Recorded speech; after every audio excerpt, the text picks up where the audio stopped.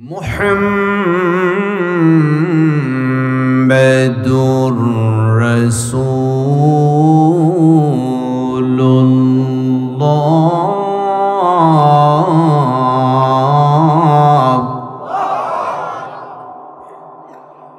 ওয়াল্লাযীনা মা'আহু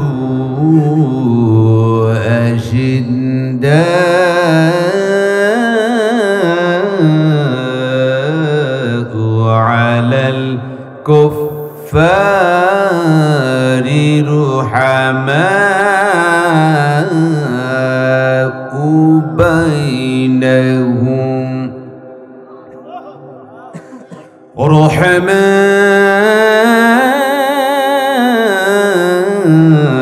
رحماء بينهم تراهم ركعا سجدا يبتغون فضلا من الله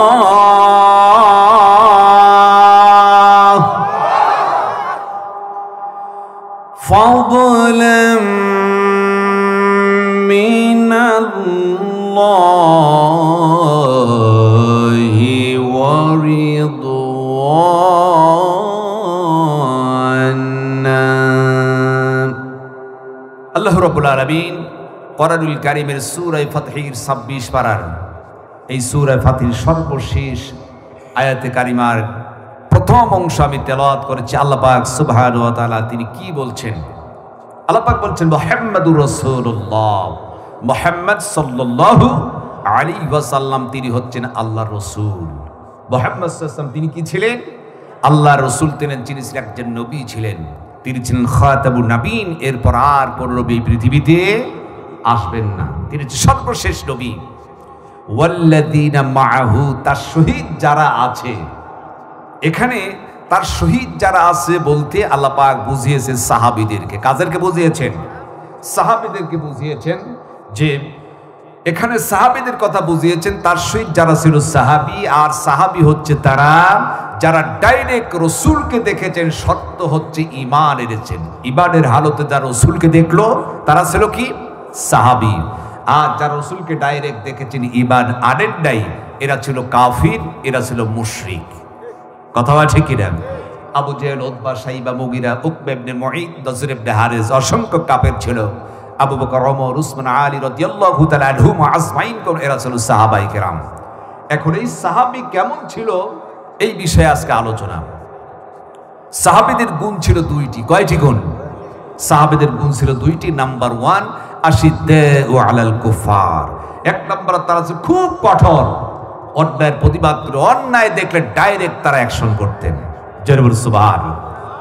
আমরা তো অন্যায় দেখলে প্রতিবাদ করতে পারি না, কারণ আমাদের ঈমান হচ্ছে দুর্বল। কিন্তু সাহাবীরা ডাইরেক্ট অ্যাকশন, অন্যায় দেখলে সঙ্গে সঙ্গে প্রতিবাদ করেছেন। কথা বলা ঠিক কিনা?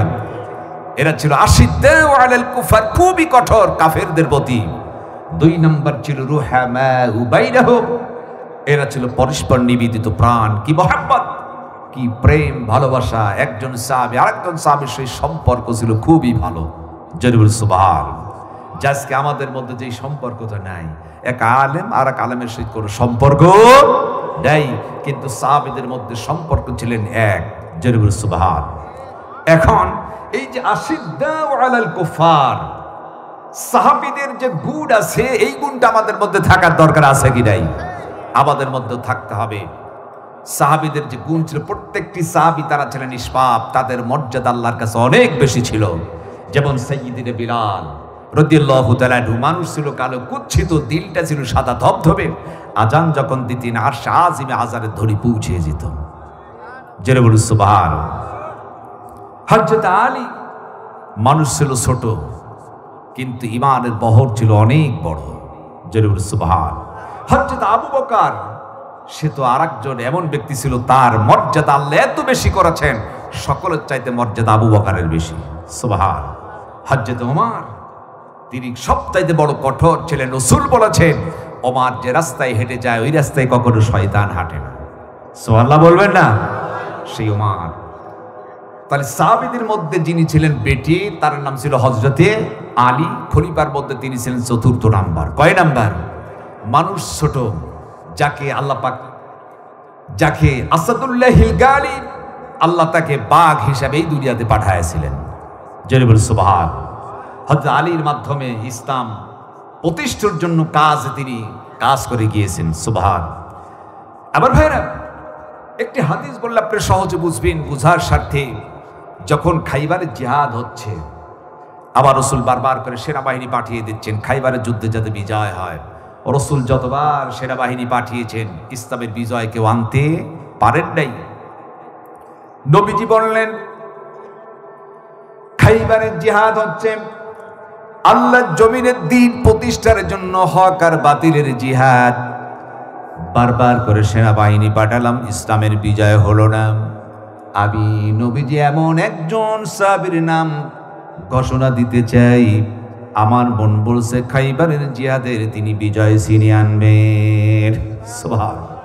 হযরত ওমর বলেন, নবীজি যখন তিনি ঘোষণা দিলেন এমন একজন সাহাবী, আমার মন বলছে তার মাধ্যমে খাইবারের জিহাদের বিজয় হবে। ওমর বলেন, আমার মনে হচ্ছিল না জানি সেই লোকটি আমি হয়ে যাব। হুজুর মনে হয় আমার নামটি বলতে পারে। সারাটি রাত্রি ধরে আমার আর ঘুম হলো না। তার মানে এতই মনের আশা, আমার নাম যদি ঘোষণা হতো, আমার মাধ্যমে ইসলামের বিজয় হতো। এর চাইতে সৌভাগ্য আর কি হতে পারে? সারাটি রাত্রি কেটে গেল। ফজরের নামাজ হলো, অসংখ্য সাহাবী বসা। হঠাৎ করে নবীজি আমার বললেন, আমার সাহাবীরা শোনো, খাইবারের জিহাদ অনেকগুলো সেনাবাহিনী পাঠিয়েছি, ইসলামের বিজয় কেউ তো করতে পারে নাই। আমি এমন একজন সাহাবীর নাম এই মুহূর্তে ঘোষণা করব, সেই সাহাবীর দ্বারা ইসলামের বিজয় হবে, তিনি আর কেউ নয়। এই জায়গায় কি আমার সাহাবী হযরতে আলী আছো নাকি? সুবহান। আলী আছো? একজন সাহাবী দাঁড়িয়ে পড়ল, ইয়া রাসূলুল্লাহ, আপনার সাহাবী আলী আছে, কিন্তু আলী তো চোখ উঠেছে, পেইন হয়, পানি গুঁড়া পড়ে। হযরত আলী বড় দুর্বল হয়ে গেছে। নবীমান বললেন, আলী আছো নাকি? হযরত আলী উঠে দাঁড়ালেন। নবীজি তাকিয়ে দেখেন আলীর চোখ দিয়ে পানিগুলো ঝরঝর করে পড়ে যায়, পেইন হয়, চোখ দুইটা লাল হয়ে গেছে। নবী আমার বললেন, আলীর সামনের দিকে আসো।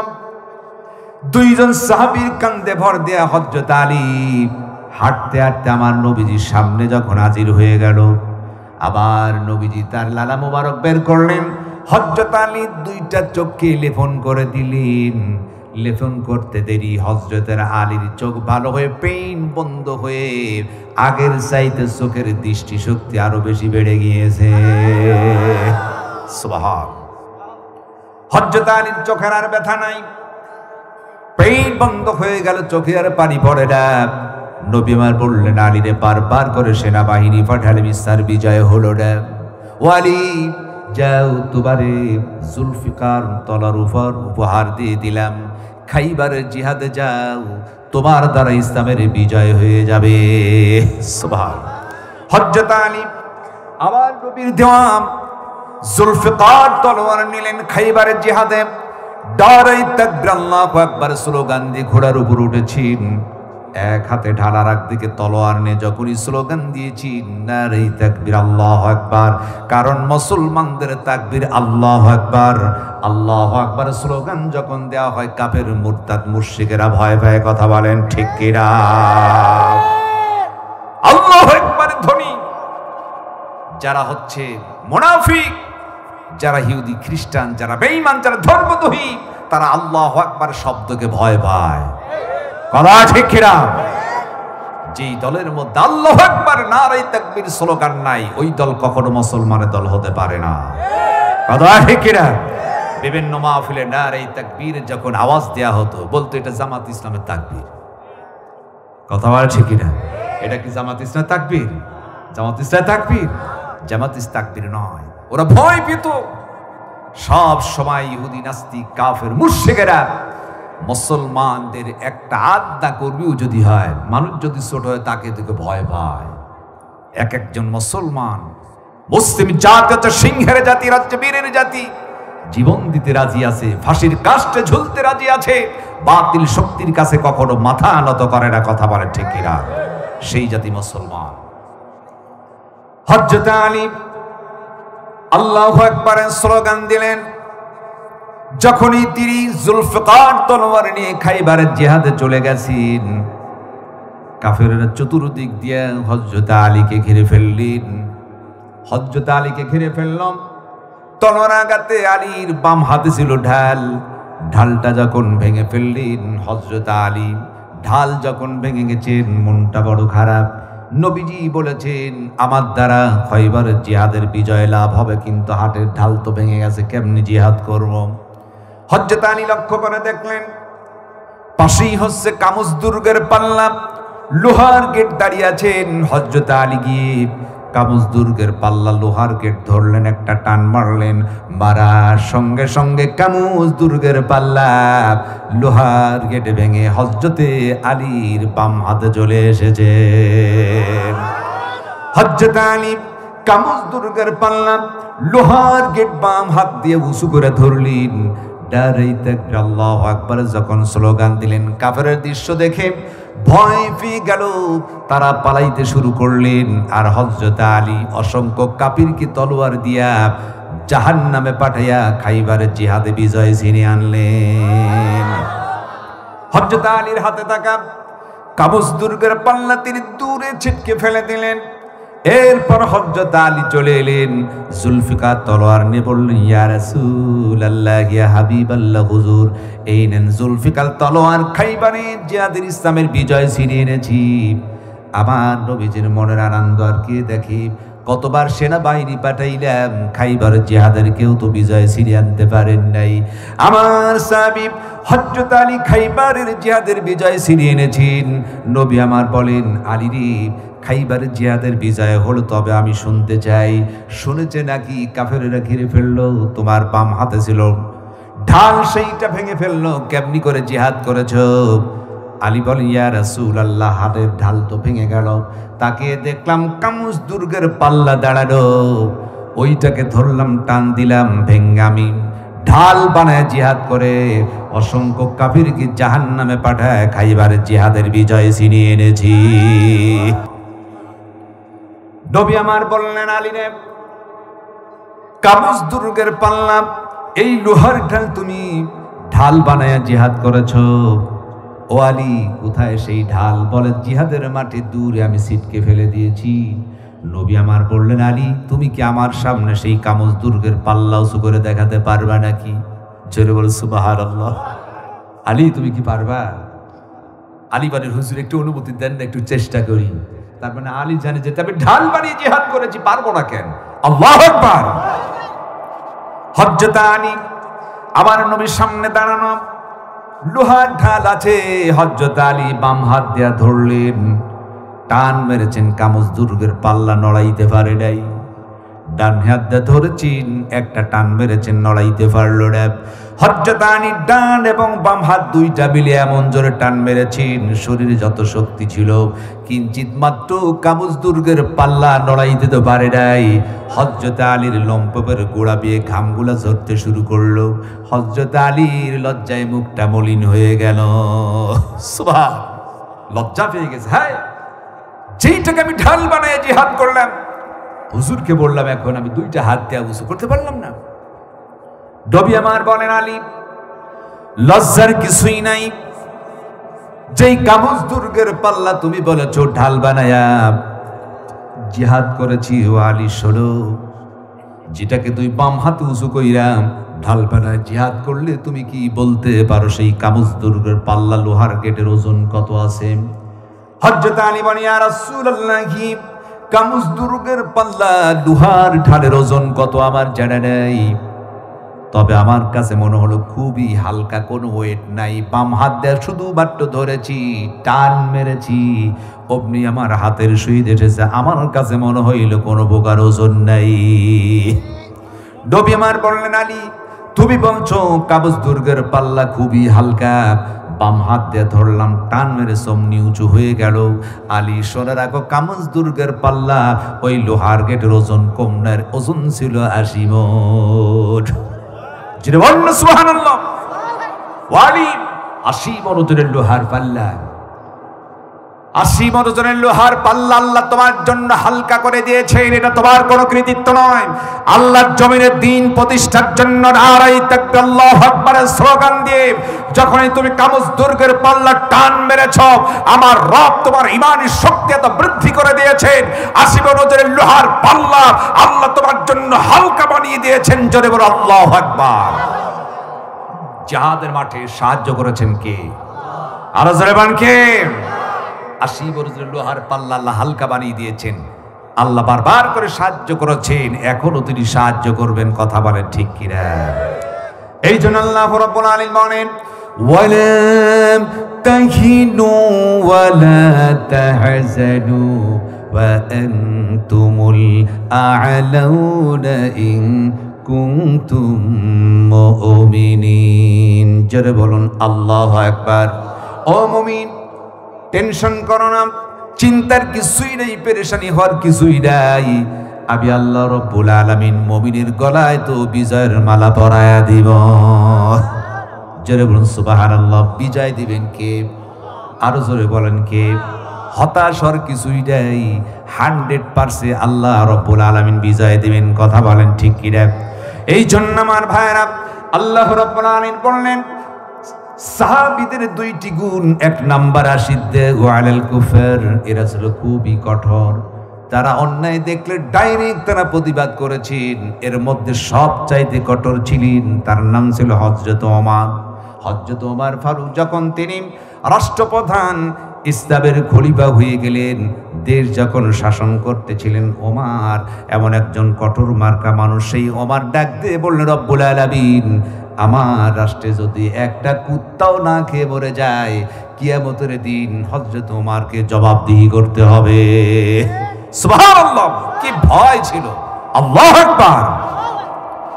কারণ আল্লাহ রাব্বুল আলামিন বলেছেন ওয়া আম্মা মান খাফা মাকাম রাব্বিহি ওয়া নাহান নাফসা আনিল হাওয়া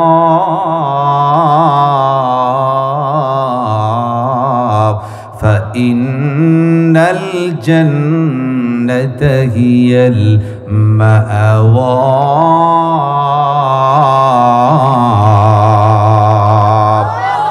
আল্লাহ রাব্বুল আলামিন বলেন ওয়া আম্মা মান খাফা মাকাম রাব্বি, যার দিলের মধ্যে ভয় আছে কিয়ামতের দিন আল্লাহর দরবার আমাকে দণ্ডায়মান হতে হবে, এই ভয় যদি কোনো বান্দার দিলের মধ্যে চলে যায়, ওই আল্লাহর বান্দা কখনো ইচ্ছে করে এক ওয়াক্ত নামাজ কাদা করতে পারে না। কথা বলেন ঠিক কিনা? ওই ব্যক্তি সন্ত্রাসী হতে পারে না, দুর্নীতিবাজ হতে পারে না, চাঁদাবাজি হতে পারে না।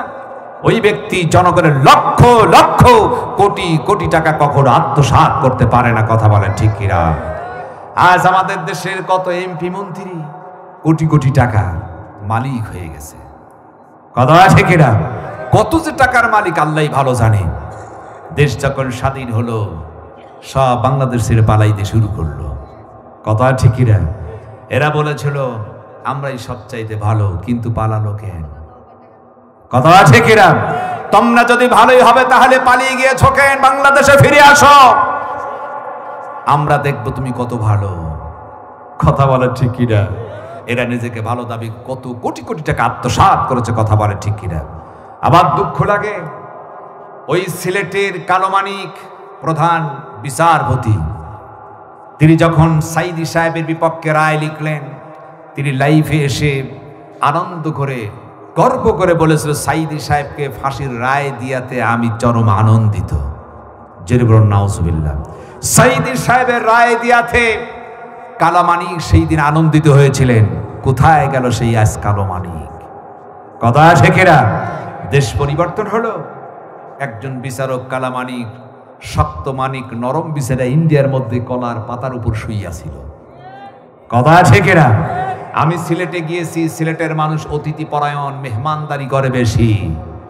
সিলেটে বাড়ি কালামানিক, তাকে এতই অতিথি পরায়ণ মেহমানদারি লোকেরা করল, যখন কোর্টে তাকে হাজির করা হলো, লাথি কিল ঘুষিয়ার পচা ডিম তাকে ছুড়ে মারলো। কথা বলে ঠিক কিনা?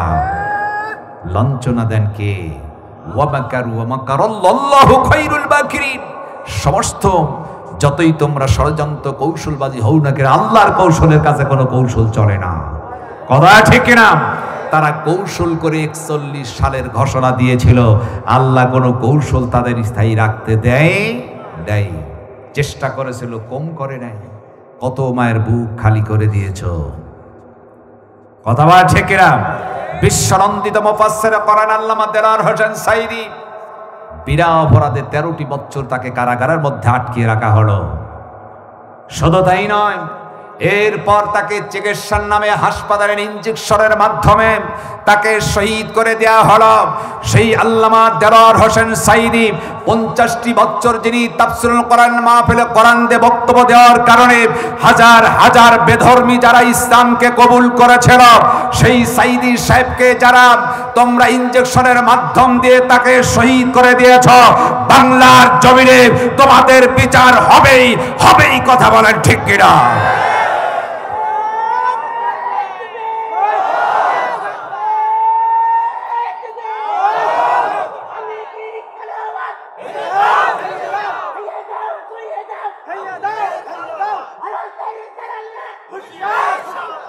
আবার ভাইরা, আমার দুঃখ লাগে, সেই সাঈদী সাহেব যখন দুনিয়ার মুক্তি বিদায় নিলেন, জানাজায় যারা গেল তাদেরকে ধরে জেলখানার মধ্যে ঢুকানো হলো। কথা ঠিক না? আমি পর্যন্ত বাড়িতে থাকতে পারি নাই, বাড়ি হারা আমার ছেলে মেয়েকে ফেলে দেশান্তর হয়ে গেলাম। মাহফিল করি, বাড়ি তো নাই, সেখানে কোথায় আত্মগোপন করে থাকতে হতো। কত কষ্ট করে জীবন অতিবাহিত করেছি। আমার মতো অসংখ্য গানেম দেশ ছাড়া হয়েছিল। কথা বলেন ঠিক কিনা? আজ তোমরা কোথায়? বেশি বাড়লে যা হয়। কথা আছে কিনা? এই দেশে চোর, গুন্ডা, বদমাইশ, জিনাখোর, ব্যভিচার যারা মারা গেলে জানাজায় গেলে কোনো সমস্যা নাই। আর একজন আল্লাহর ওলি বিশ্বনন্দিত মুফাসসির কোরআন তার জানাজায় গেল, তাদের বিরুদ্ধে হুলিয়া জারি করা হলো, তাদেরকে ধরে জেলখানায় ঢোকানো হলো। এর চাইতে দুর্ভাগ্য আর কেউ হতে পারে না। কথা বলে ঠিক কিনা? ইসলামের গুড়া কেটে দিয়ে মাথায় যদি পানি ঢালা দাও, ইসলাম কখনো বাঁচে না।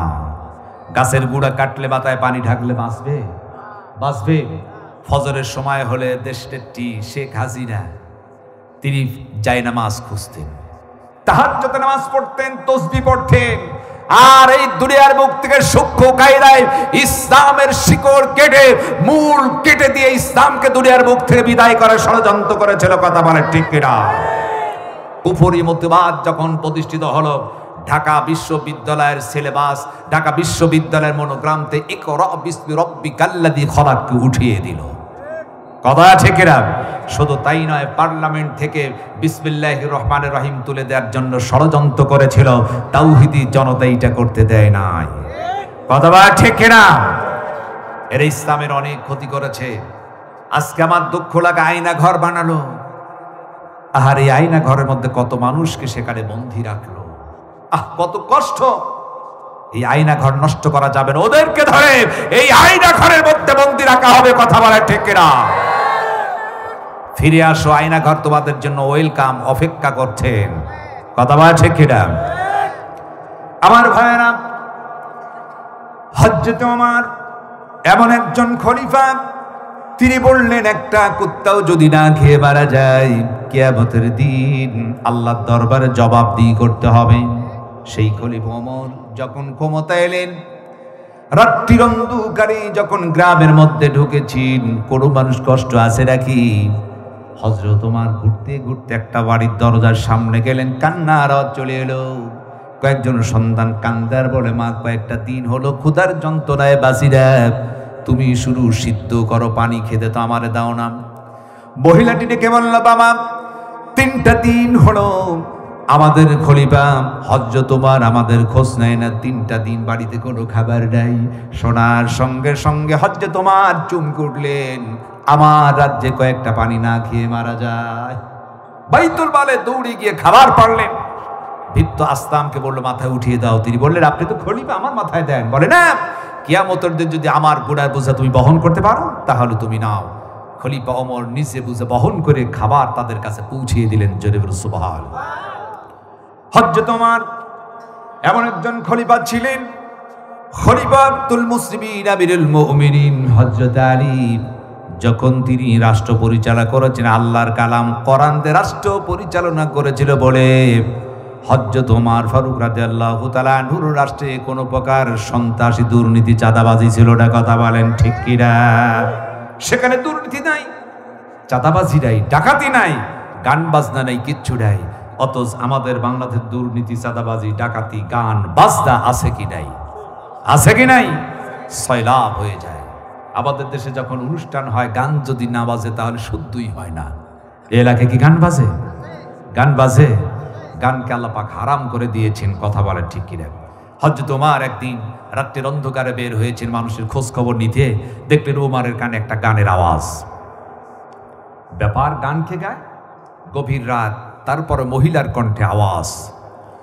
হযরত ওমর খেপে গেলেন।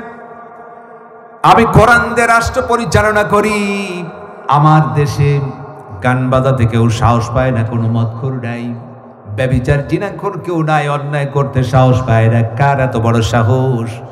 তারপরে একজন যুবতী মহিলার কণ্ঠে প্রেম নিবেদনের জ্ঞান, এত বড় সাহস কে দিল? কে গান গায়? ওমর একটু খুঁজতেছেন, দেখি তো কে গান গায়। খুঁজতে খুঁজতে গিয়ে দেখলেন যে একটা ঘরের মধ্যে থেকে আওয়াজ আসছে, এক যুবতী মেয়ে প্রেম নিবেদনের একটি তিনি গান গাচ্ছেন। ওমর খুব রাগ হয়ে গেল, কারণ তিনি ছিলেন আশিদ্দাউ আলাল কুফার, খুবই কঠোর ছিলেন। হযরত ওমর পিছন দিক থেকে একটা দেওয়ালে ধাক্কা মেরেছে, ভেঙে গেছে। ঢুকেই দেখেন অন্ধকারের মধ্যে একজন যুবতী মহিলা বসা, তিনি গান গাচ্ছেন। চমকে উঠে পিছনের দিকে তাকায় দেখলেন একজন যুবক, ভয় পেয়ে গেছেন। ওমর ডেকে বলে, এই যুবতী, এত বড় সাহস, তুমি প্রেম নিবেদনের গান গাচ্ছ? গভীর রাত্রিতে প্রেম নিবেদনের গান, অশ্লীল গানকে আল্লাহ পাক হারাম করে দিয়েছেন। তুমি কি জানো না এটা খলিফা ওমরের রাষ্ট্র? যুবতী বলল, হ্যাঁ আমি জানি এটা খলিফা ওমরের রাষ্ট্র, কিন্তু তিনি যে খলিফা ওমর এটা তার জানা নাই। হযরত ওমর বলেন, তুমি কি জানো না এই রাষ্ট্রে কোরআন দিয়ে পরিচালিত হয়? বলে, জানি। তাহলে কেন তুমি গান গাচ্ছ? শুনে রাখো, তুমি প্রেম নিবেদনের গান গাচ্ছে বলে সকালবেলা খলিফা ওমরের দরবারে তোমার বিরুদ্ধে কিন্তু একটা মামলা দায়ের হয়ে যাবে। তোমার বিরুদ্ধে আমি মামলা করব, কারণ গান তুমি গাচ্ছ কেন? অন্যায় করেছ। যুবতী বলল, সর্বনাশ, আমি তো অন্যায় করে ফেলেছি। যুবতী ডেকে বলে, যুবক তুমি কে? আমি তো তোমারে চিনি না।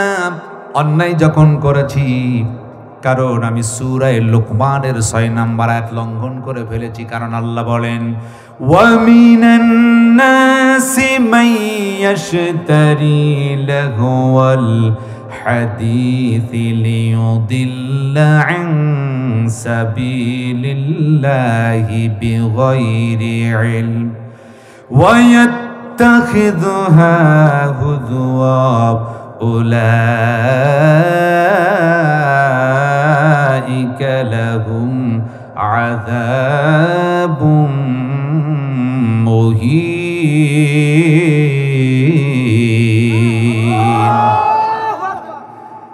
আল্লাহ রাব্বুল আলামিন বলেন, আর কিছু মানুষ আছে যারা জেনে না জেনে আল্লাহ রাস্তা থেকে মানুষকে গাফেল করে, উদ্ভটমূলক বেহুদামূলক কথাবার্তা খরিদ করে, আর মানুষগুলা সেইটাতে তারা আনন্দ উৎফুল্ল হয়।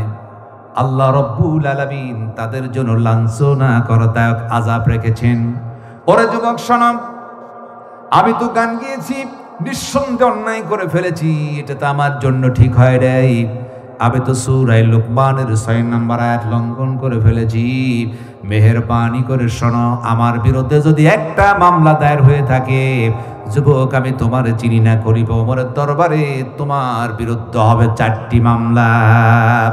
কয়টি মামলা? 4টি মামলা। তুমি আমার ঘরের মধ্যে প্রবেশ করে 4টি কোরআনের আয়াতকে লঙ্ঘন করেছ। তুমি করবে আমার বিরুদ্ধে একটা মামলা, আমি করব তোমার বিরুদ্ধে 4টি মামলা। জেনে বলো আল্লাহু আকবার। খলিফা ওমর তিনি ভয় পেয়ে গেছেন, সর্বনাশ, সে তো জানেন এটাই হচ্ছে খলিফা ওমর। তিনি ভয় পেয়ে গেলেন, আমি কি অন্যায় করেছি যে আমি কোরআনের 4টি আয়াত লঙ্ঘন করেছি? হ্যাঁ, আমার ঘরের মধ্যে প্রবেশ করে তুমি কোরআনের 4টি আয়াত লঙ্ঘন করেছ, তোমার বিরুদ্ধে মামলা হবে 4টি।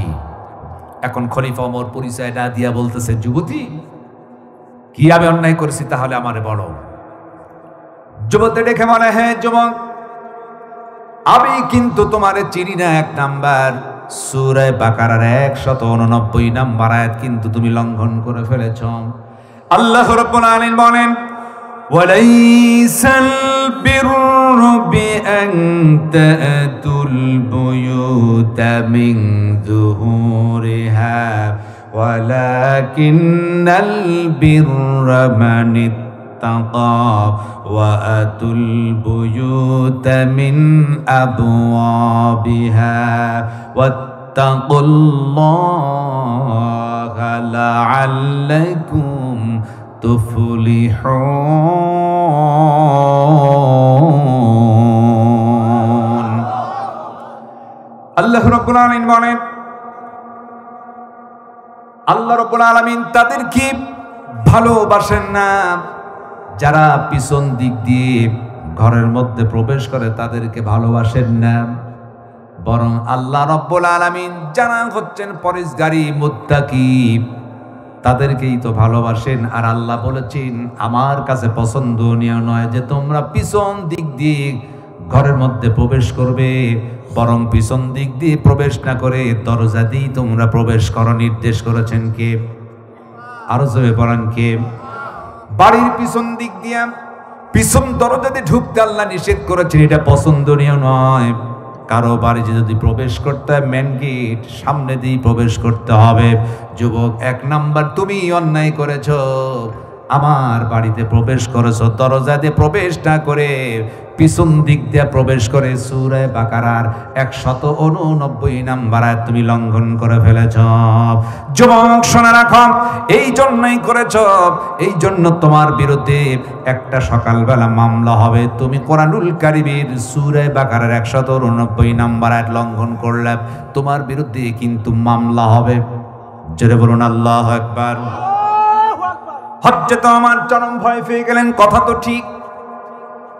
এক নাম্বার, আমি তো যুবতীর ঘরের মধ্যে প্রবেশ করেছি, দরজাতে প্রবেশ করি নাই, পিছন দিক দিয়ে প্রবেশ করে চরম অন্যায় করে ফেলেছি, কোরআনের একটা আইন লঙ্ঘন করে ফেলেছি। হযরত ওমর চরম ভয় পেয়ে গেলেন, কারণ সর্বক্ষেত্রে উমার ভয় করত কাকে? আল্লাহকে ভয় করত। আজকে আমরা আল্লাহকে ভয় করি না। হযরত ওমর আল্লাহকে ভয় করতেন, এই জন্য ডেকে বলেন, যুবতীরে 2 নাম্বার তাড়াতাড়ি করে বলো কোন আয়াত আমি লঙ্ঘন করে ফেলেছি। সঙ্গে সঙ্গে যুবতী ডেকে বলল, যুবক 2 নাম্বার সূরা আন-নূরের 27 নাম্বার আয়াত তুমি কিন্তু লঙ্ঘন করেছ।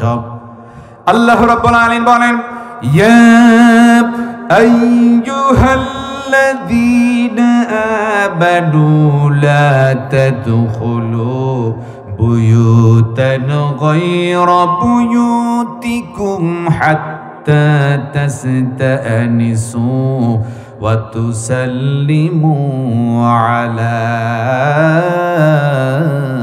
আহলিহা যালিকুম খায়রুল লাকুম লাআল্লাকুম তাযাক্কারুন।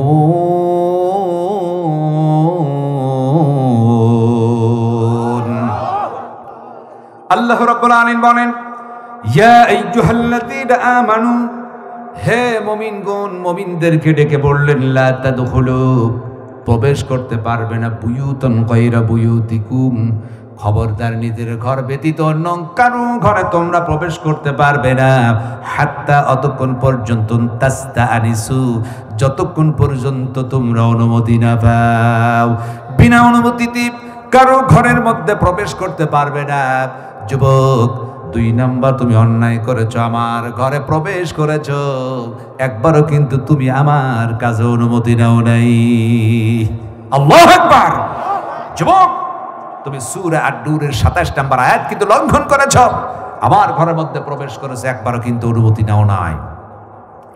হযরত ওমর দেখলেন কথা ঠিক, 1 নাম্বার অন্যায় করেছি, দরজাতে প্রবেশ করি নাই, আমি পিছন দিক দিয়ে প্রবেশ করেছি। আমার ভাইরা, আল্লাহ বলেছেন আমার কাছে অপছন্দনীয় পিছন দিক দিয়ে প্রবেশ করা। যদি কারো ঘরে প্রবেশ করতে হয়, দরজাতে মেন গেট দিয়ে প্রবেশ করতে হবে। এইটা শুধু শুনলে হবে না, বাস্তবে আমাদের আমল করতে হবে। কথা বলেন ঠিক কিনা? তাহলে আমরা কারো বাড়িতে যদি প্রবেশ করি, মেন গেট দিয়ে প্রবেশ করো, পিছন দিক দিয়ে প্রবেশ করা যাবে না। কথা বলেন ঠিক কিনা? এরপরেও যদি কোন যুবক কারো বাড়ির পিছন দিক দিয়ে উকি ঝুঁকি দেয়, বুঝতে হবে ওর শরীরের মধ্যে ভেজাল আছে। কথা বলেন ঠিক কিনা? পিছন দিক দিয়ে উকি ঝুঁকি মারা যাবে না, মেন গেট দিয়ে যেতে হবে। আর 2 নাম্বার অবশ্যই অনুমতি নিতে হবে। আমরা যদি কারো বাড়িতে যাই, অনুমতির প্রয়োজন আছে কি নাই? আছে কি নাই? আপনি কারো বাড়ির মধ্যে ঢোকা কি যাবে? আপনি অনুমতি নিলেন না, ঘট করে মাওলানা সাহেব বাড়িতে ঢুকে পড়লেন, মাওলানা আবুল কাশেম জিহাদি সাহেব আসো, বলাও সারা আপনি ভিতরে ঢুকে গেছেন। বলেন এটা কি ঠিক হবে? আপনি গেটের মধ্যে ঢুকে বাড়ির মধ্যে ঢুকেছেন, ওই ফ্যামিলির কি কোন অবস্থা আছে এটা আপনার কিন্তু জানা নাই। আপনি কখনো বৈধ হবে না যতক্ষণ পর্যন্ত ভিতর থেকে অনুমতি না আসে। কথা আছে কিনা? ওমর ভয় পেয়ে গেছেন। কথা তো ঠিক। 2 নাম্বার, আমি তো অনুমতি নেই নাই, মহিলার ঘরের মধ্যে ঢুকে পড়েছি, আমি তো সূরা আন-নূরের 27 নম্বর আয়াত লঙ্ঘন করে ফেলেছি। তিনি ভয়ে এখন থরথর করে কাঁপতেছেন। জোরে বলে আল্লাহু আকবার। কারণ খলিফা ওমর সর্বক্ষেত্রে ভয় করত কাকে? আল্লাহকে ভয় করত। হযরত ওমর বলেন, যুবতীরা বলো 3 নাম্বার কোন আয়াত আমি লঙ্ঘন করেছি যার কারণে খলিফা ওমরের কাছে আমার বিরুদ্ধে তুমি মামলা দিবা? কিন্তু এটা খলিফা ওমর যুবতীর কিন্তু জানা নাই। এখন যুবতী ডাক দিল, যুবক রে, আমি তোমারে তো চিনি না, কোথায় তোমার বাড়ি, কোথায় তোমার ঘর? সরে রাখো, 3 নাম্বার সূরা আন-নূরের 61 নাম্বার আয়াতটাও কিন্তু লঙ্ঘন করে ফেলেছ। আল্লাহ রাব্বুল আলামিন বলেন, ফাইযা দাখালতুম বুয়ুতান ফাসাল্লিমু আলা আনফুসিকুম তাহিয়াতাম মিন ইনদিল্লাহি মুবারাকাতান তাইয়্যিবা। জোরে বলুন আল্লাহু আকবার। আল্লাহ রাব্বুল আলামিন বলেন, ফাইদা যখন দাখালতুম প্রবেশ করবে, বুয়ুতান কারো ঘরে যখন তোমরা প্রবেশ করবে, ফাসাল্লিমু আগে তোমরা সালাম দিবা। নির্দেশ কার? আরো জোরে বলেন কার? আগে সালাম দিবা। বিনা সালামে কারো বাড়িতে প্রবেশ করা যাবে না। নবী আমার বলেছেন, শোনো, কারো ঘরে প্রবেশ করতে হলে সালাম দিতে হবে, এমনকি নিজের বাড়িতে যদি প্রবেশ করো এরপরে তোমাকে সালাম দিতে হবে। কারণ তোমার বাড়িতে তোমার স্ত্রী ব্যতীত তোমার মেয়ে, তোমার মা, তোমার আত্মীয় স্বজন কোনো মহিলা থাকতে পারে, তারা কোন অবস্থা আছে তোমার তো জানা নাই। দরজায় দাঁড়িয়ে যখন সালাম দিবা, তোমার মেয়ে, তোমার বোন, তোমার মা সতর্ক হয়ে যাবে। কথা বলেন ঠিক কি রে? তাহলে বাড়িতে প্রবেশ করলে সালাম আমরা দিব তো? বলো ইনশাআল্লাহ। আমরা বাড়িতে সালাম দেবো, স্ত্রীকে সালাম দেব, ছেলে মেয়ে বাবা মাকে সালাম দিবে, স্বামী স্ত্রী সালাম বিনিময় থাকবে। কথা বলে ঠিক কি রে? কে কে স্ত্রীকে সালাম দেন একটু হাত তুলে দেখান তো, হুজুর আমি সালাম দেই। আচ্ছা আচ্ছা আচ্ছা, আলহামদুলিল্লাহ। কিছু কিছু মানুষ দেয়, কিছু দেয় না। সকলকেই স্ত্রীকে সালাম দেওয়ার দরকার আছে কি নাই? আছে কি নাই? আপনারা সালাম দেবেন, আজকেই গিয়ে বলবেন আসসালামু আলাইকুম ওয়া রাহমাতুল্লাহ। স্ত্রী বলবে ব্যাপার কি? পাবনা থেকে মাওলানা রবিউল ইসলাম বিন ইয়াকুব এসে কি শিখাইলে, তোমার কি ভূতে পাইলো নাকি? সালাম দিবেন, শিখে যাবে। সালাম দিবেন, ছেলে মেয়েদেরকে সালাম শিখাবেন। কথা বলে ঠিক কিনা? ছেলে মেয়েদের সালাম শিখাবেন, বিদায়ের সময় এদেরকে শিখাবেন আল্লাহ হাফিজ। আজকে আমরা ছোট ছোট ছেলে মেয়েদেরকে শিখাই, বিদায়ের সময় এরা হাত নেড়ে নেড়ে বলে বাই বাই টাটা, তার মানে ওর কপালে ঝাঁটা। কথা আছে কিনা? বাই বাই টাটা কোন মুসলমানের সংস্কৃতি হতে পারে না। বিদায়ের সময় বলবে আল্লাহ হাফিজ। কথা ঠিক কিনা? আমার ভাইয়েরা, যুবতী ডেকে বলে, হ্যাঁ যুবক, 3 নাম্বার, তুমি আমার ঘরে প্রবেশ করেছো কিন্তু সালাম পর্যন্ত দাও নাই। তুমি কিন্তু সূরা নূরের 61 নম্বর আয়াতটাও লঙ্ঘন করে ফেলেছো। হযরত ওমর দেখলেন কথা তো ঠিক, যুবতীর ঘরে ঢুকেছি, আমি তো তারকে সালাম দেই নাই, আমি তো অন্যায় করেছি। যুবতী বলল, 3 নাম্বার, খলিফা ওমর দরবারে তোমার নামে আরেকটা মামলা দায়ের হয়ে যাবে। জোরে বলো আল্লাহু আকবার। হযরত ওমর নিজের পরিচয়কে গোপন রেখে বললেন, যুবতী 4 নাম্বার কোন অন্যায় হলো? কি অন্যায় করেছে আমারে বলো? এইবার ডেকে বলতেন, তুমি সূরা হুজরাতের 12 নম্বর আয়াতটাও কিন্তু লঙ্ঘন করেছো। কারণ আল্লাহ রাব্বুল আলামিন বলেন, ইয়া আইয়ুহাল্লাযীনা আমানু ইজতানিবু কাসীরাম মিনায-যন্নি ইন্না বা'দায-যন্নি ইসমান ওয়া লা তাজাসসু ওয়া লা ইয়াগতাম বা'দুকুম বা'দা আইয়ুহিব্বু আহাদুকুম আইয়াকুলা লাহমা আখিহি মাইতান ফাকারিহতুমু ওয়াত্তাকুল্লাহা ইন্নাল্লাহা তাওয়াবুর রহিম।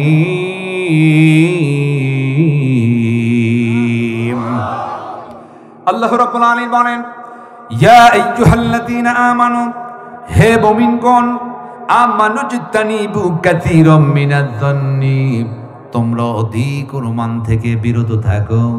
কারণ কিছু কিছু অনুমান সেটা হচ্ছে পাপ। আর তোমরা অনুমান করে যাচাই বাছাই না করে কারো ব্যাপারে গোপন অনুসন্ধান করো না, কারো ভিতরে খারাপ মন্তব্য করো না। নিষেধ করেছেন কে? বলেন কে? কিন্তু আমাদের মধ্যে সব চাইতেই দোষটা বেশি আছে মানুষের পরনিন্দা, জানা নেই শোনা নেই, যাচাই বাছাই না করে মানুষের বিরুদ্ধে খারাপ মন্তব্য করি। আছে কি নাই? আছে কি নাই? এই মন্তব্য আছে কি নাই? এই মন্তব্য কিন্তু আছে। আমি অনেক জায়গায় একটা উদাহরণ দিয়ে আমি বলে থাকি যে আজকের মাহফিলে দেখেন, তৃতীয় বক্তা যিনি ছিলেন হাফেজ মোহাম্মদ শফিকুল ইসলাম শফিক ভাই, তিনি হচ্ছেন নাপিতখালী বাইতুন নূর জামে মসজিদের সম্মানিত ইমাম ও খতিব সাহেব। তিনি যে আপনার নাপিতখালী বাইতুন নূর জামে মসজিদের খতিব, তিনি নামাজ পড়ান বা ইমাম 5 ওয়াক্ত নামাজ পড়ান, প্রতিদিন 5 ওয়াক্ত। এখন আমাদের দেশে হচ্ছে মোবাইল ফোন বেশি, সব কিছু যোগাযোগ হয় মোবাইল ফোনের মাধ্যমে। কার মাধ্যমে? আমাকে যে দাওয়াত দিয়েছেন এটাও কিন্তু মোবাইল ফোনের মাধ্যমেই দাওয়াত হয়েছে। কত আছে কিনা? কিন্তু এই মোবাইল ফোন আবার কিছু এরিয়া আছে যেখানে মোবাইল ফোনের নেটওয়ার্কে খুবই ঝামেলা করে, নেটওয়ার্ক খুব ডিস্টার্ব হয়, খুব কম পায়। কথা বল ঠিক কিনা? আমাদের সদ্য ভাই হাজরত মাওলানা আবুল কাশেম জিয়াদি সাহেব আমার পূর্বক্ষণ পর্যায়ে আলোচনা রেখেছেন। উনি আমার পাবনায় গত 2 দিন তিনি পাবনাতে ছিলেন, তাফসির মাহফিল করলেন। ওনার সাথে আমি কথা বলেছি, একটা বাজারে গিয়ে দেখা হলো, তো বললো, ভাই আমার নেটওয়ার্কে খুব প্রবলেম হচ্ছে, ঠিক মতো কথা বলতে পারছি না। কিছু কিছু জায়গায় একটু নেটওয়ার্কের প্রবলেম আছে কি নাই? আছে কি নাই? ইমাম সাহেবের ঠিক এই রুমের মধ্যে নেটওয়ার্ক পায় না, সব জায়গায় হয়। এখন ইমাম সাহেব দেখলো কিছু কথা তো ঘরের মধ্যে বলতেই হয়, বাহিরে সব কথা বলা যায় না। তিনি চুয়াডাঙ্গা শহরের মধ্যে তিনি মোবাইল ফোনের দোকানে গিয়ে বললেন, ভাই আমার মোবাইল ফোনেতে নেটওয়ার্কের প্রবলেম, কি করা যায়? বললেন, হুজুর একটা বুদ্ধি আছে। কি বুদ্ধি? আমি একটা এন্টিনা দিচ্ছি, আপনার বিল্ডিং এর উপরে এন্টিনা ঝুলাইয়া একটা জ্যাক ঢোকাবেন মোবাইলে, নেটওয়ার্ক আসবে, প্রাণ খুলে কথা বলবেন। মাওলানা শফিকুল ইসলাম ভাই বিল্ডিং এর উপরে এন্টিনা ঝুলাই দিল, জ্যাক ঢোকানো মোবাইলে, সুন্দর নেটওয়ার্ক এসে প্রাণ খুলে কথা বলে। সম্মানিত সভাপতি সাহেব মসজিদে যাচ্ছেন নামাজ পড়ার জন্য, যাওয়ার সময় হঠাৎ করে তাকিয়ে দেখলো, আরে আমাদের ইমাম সাহেব মাওলানা শফিকুল ইসলামের বিল্ডিং এর উপরে সেখানে যে এন্টিনা দেখছি, নিঃসন্দেহে মনে হয় ওর বাড়িতে টিভি আছে, মনে হয় একটু ছবি টবি দেখে মনে হয়। কিছুই বললেন না, দেখে গেলেন, মনটা খারাপ। মসজিদ জহরে নামাজ শেষ হয়ে গেল, নামাজ শেষ ফতুয়া দিয়ে দিলেন, আমাদের ইমাম সাহেবের পিছনে নামাজ পড়া জায়েজ নাই। মুসল্লির আশ্চর্য হলে, এতদিন নামাজ পড়লেন, সভাপতি সাহেব আজকে জায়েজ নাই কেন? ইমাম সাহেব মুস্কি হাসি দিয়ে বলতে, সভাপতি সাহেব কি দোষ করলাম? জানা নাই শোনা নাই, হঠাৎ করে বললেন। বলে, হ্যাঁ তোমার বাড়িতে দেখলাম এন্টিনা, বাড়িতে আছে টিভি, তুমি রীতিসই টিভি দেখো, মনে হয় সিনেমা টিনেমা দেখো, তাই তোমার পিছনে নামাজ জায়েজ নাই। ইমাম সাহেব মুস্কি হাসি দিয়ে বললেন, সভাপতি সাহেব ভুল বুঝেছেন, আমার বাড়ির উপরে যে এন্টিনা দেখেছেন এটা কোনো টেলিভিশন এন্টিনা নয়, এটা হচ্ছে মোবাইল ফোনের নেটওয়ার্কের জন্য ঝুলিয়েছে। আপনি যাচাই বাছাই না করে, অনুসন্ধান না নিয়ে আপনি আমাকে খারাপ ভেবেছেন, এইটা কিন্তু ঠিক নয়। কথা বলেন ঠিক কিনা? আজ আমাদের এই বাংলাদেশে বিগত স্বৈরাচারী সরকার যাচাই বাছাই না করে, অনুসন্ধান না নিয়ে পাইকিরি হারে আলেম ওলামারা যারা আল্লাহর জমিনে দ্বীন প্রতিষ্ঠিত করতে চায় তাদের বিরুদ্ধে মিথ্যা মামলা হামলা দিয়া তাদেরকে জেলখানার মধ্যে ঢুকিয়ে রেখেছে। সমস্ত মামলাগুলো যদি তদন্ত নেওয়া হয় একটা মামলা পাওয়ার উপযুক্ত নাই, এরপর মিথ্যা মামলা হামলা দিয়া যারা জেলখানার মধ্যে ঢুকিয়ে রেখেছ নিঃসন্দেহে অন্যায় করেছে। আল্লাহর ভাষায় কথা বলেন ঠিক কিনা?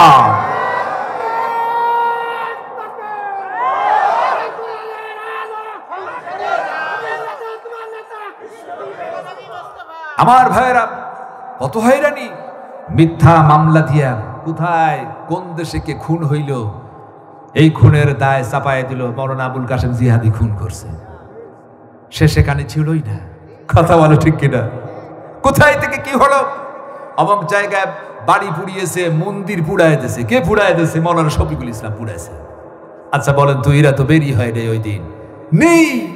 এরপরে তারা পুড়াইলো মিথ্যা মামলা দিয়া যারা জেলখানার মধ্যে ঢুকিয়েছে তারা সূরা হুজরাতের 12 নম্বর আয়াত লঙ্ঘন করেছে। কথা বলে ঠিক কিনা? যারা কোরআনের আয়াতকে লঙ্ঘন করে তারা কখনো মুসলমান দাবি করতে পারে না। কথা ঠিক কিনা? হযরত ওমরকে ডেকে বলতেছেন, এই যুবক, আমি তোমারে চিনি না, তুমি যাচাই বাছাই না করো, অনুসন্ধান না নিয়া তুমি আমাকে খারাপ মন্তব্য করেছো। আমি যে প্রেম নিবেদনের গান গাচ্ছি, যার কারণে তুমি আমাকে খারাপ ভেবেছো, যে মনে হয় আমি প্রেম নিবেদন করছি না।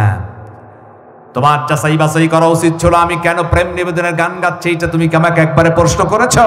যেহেতু তুমি প্রশ্ন করো নাই, তুমি সূরা হুজরাতের 12 নম্বর আয়াত লঙ্ঘন করেছো। তোমার বিরুদ্ধে খলিফা ওমরের দরবারে 4 নম্বর একটা মামলা দায়ের করলাম। জোরে বলো আল্লাহু আকবার। খলিফা ওমর ভয় এখন থরথর করে কাঁপতেছেন। কথা তো ঠিক, আমি তো একবার বললাম না গান গাচ্ছ কেন, এর কারণটা কি? আমি যাচাই বাছাই না করে, অনুসন্ধান না নিয়া আমি পাইকিরি হারে তাকে একটু খারাপই ভেবে ফেলেছি, এটা আমার দ্বারা ঠিক হয় নাই। হযরত ওমর নিজের পরিচয় না দিয়া এইবার যুবতীকে ডেকে বলতেছেন, যুবতী, আমার বিরুদ্ধে তুমি 4টি মামলা দিবে। আমি তো আসলে অন্যায় করে ফেলেছি, মামলা দাও, কোনো সমস্যা নাই। তবে আমি তোমার কাছে জানতে চাই, পরিচয় তোমার কি? মেহেরবানি করে আমার একটু পরিচয় দাও। যুবতী ডেকে বলে, হ্যাঁ যুবক, আমি কিন্তু তোমার চিনি না, তোমার পরিচয় এখনো চাই নাই, তোমার পরিচয়ের কোনো প্রয়োজন নাই। স্বরূপ আমি কিন্তু সাধারণ কোনো যুবতী মেয়ে নয়, আল্লাহর নবীর একজন বিশিষ্ট সাহাবী হযরতে আব্দুল্লাহ ইবনে সাদ রাদিয়াল্লাহু তাআলা আনহুর আমি একজন স্ত্রী। জোরে বলো সুবহানাল্লাহ। যুবক শোনা রাখো, শুধু আমি আব্দুল্লাহ ইবনে সাদ রাদিয়াল্লাহু তাআলা আনহুর স্ত্রী নয়, শুনে রাখো আমি 30 পারা কোরআনের একজন হাফেজা। জোরে বলুন না সুবহানাল্লাহ। 30 পারা কোরআনের হাফেজা, আল্লাহর নবীর একজন বিশিষ্ট সাহাবীর স্ত্রী। কখনো সে কি প্রেম নিবেদন করতে পারে? সে কি খারাপ কাজে জড়িত হতে পারে? সে কখনো হতে পারে না। কিন্তু সে যে প্রেম নিবেদনের গান গেয়েছে এটা তো সত্য। কথা ঠিক কিনা? হযরত ওমর নিজের পরিচয় দিলেন না, ডাক দিয়ে তিনি বলতেছেন, হে যুবতী, কথা তো ঠিক আছে, কিন্তু তুমি যে প্রেম নিবেদনের গান গাইলে, পরিচয় তোমার পেলাম, কিন্তু কেন গান গেয়েছো আমার ভুল হয়ে গেছে। আমি তোমার একবার প্রশ্ন করি নাই, এই মুহূর্তে একটু বলো তুমি কেন প্রেম নিবেদনের গান গাও, আমার একটু বুঝায় বলো। যুবতী বলে, হ্যাঁ যুবক, আমি কিন্তু তোমার চিনি নাই, তোমার পরিচয় এখনো নেই নাই। যুবক তুমি শুনে রাখো, আমার স্বামী আব্দুল্লাহ ইবনে সাদ রাদিয়াল্লাহু তাআলা আনহুর সহিত যখন আমার বিবাহ হয়ে গেল, কবুল ইজাব হয়ে গেছে, সবে মাত্র বিবাহ হয়ে গেল, কবুল ইজাব হলো, যখন স্ত্রী হয়ে গেছে, অলিমার অনুষ্ঠান হচ্ছিল, অসংখ্যক মানুষ বসা। আমার স্বামী আব্দুল্লাহ ইবনে সাদ ছিল, আমিও ছিলাম সেখানে, তরুণ যুবক বৃদ্ধ সব শ্রেণীর মানুষ বসা। অলিমার অনুষ্ঠানে সকলের সামনে খাবারের প্লেট চলে গেছে। খাবারের প্লেট যখন চলে এলো, আমার স্বামী আব্দুল্লাহ ইবনে সাদ যখন খাবার শুরু করবে, হঠাৎ করে আল্লাহর একজন বান্দা দাঁড়ায় বলল, আব্দুল্লাহ ইবনে সাদ শুনে রাখো, এই মুহূর্তে খলিফাতুল মুসলিমিন আমিরুল মুমিনিন হযরত ওমর ফারুক রোম সম্রাটের বিরুদ্ধে জিহাদের তিনি ঘোষণা দিয়েছেন। ওর আব্দুল্লাহ ইবনে সাদ শোনা শুধু তাই নয়, জিহাদের ঘোষণাতে তিনি দিয়েছেন, দামামা বেজে উঠেছে। আর এই জিহাদের মাঠে প্রধান সেনাপতির দায়িত্ব আব্দুল্লাহ ইবনে সাদ তোমারে দিয়ে দিয়েছেন। সুবহান। ও যুবক শোনো, যখন মেসেজ চলে এলো আমার স্বামীর কাছে, আব্দুল্লাহ ইবনে সাদ খাবার মুখে না উঠে প্লেটটা সামনের দিকে ঠেলে দিয়া লাফতে দাঁড়ায় বলতেছেন, খাওয়ার আর হলো না। ওরে পানির স্ত্রী সবে মাত্র কবুল জাব হয়েছে, তোমার সহিত আমার কোনো পরিচয় হয় নাই, তোমার হক আদায় করতে পারি নাই। পারের স্ত্রী রে, আমার বিদায় দাও, চলে গেলাম জিহাদের মাঠে। যদি ধৈর্য সহকারে থাকো, আমি যদি ফিরে আসি গাজী হয়ে, তোমার সহিত আবার দেখা হয়ে যাবে। আমি আব্দুল্লাহ ইবনে সাদ যদি শহীদ হয়ে যাই, ও আমার স্ত্রী শুনে রাখো, আল্লাহ রব্বুল আলামিন তোমাকে আমাকে জান্নাতে পরিচয় করায়া দিবেন। সুবহান।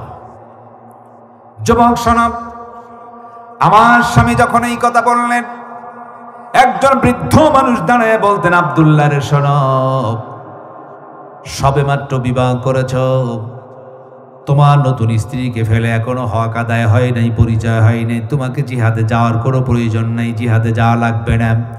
যখন তারা নিষেধ করলাম, এমন সময় আমার স্বামী আব্দুল্লাহ ইবনে সাদ তুহিন কণ্ঠে বলল, কে বলেছে জিহাদের মাঠে যেতে হবে না?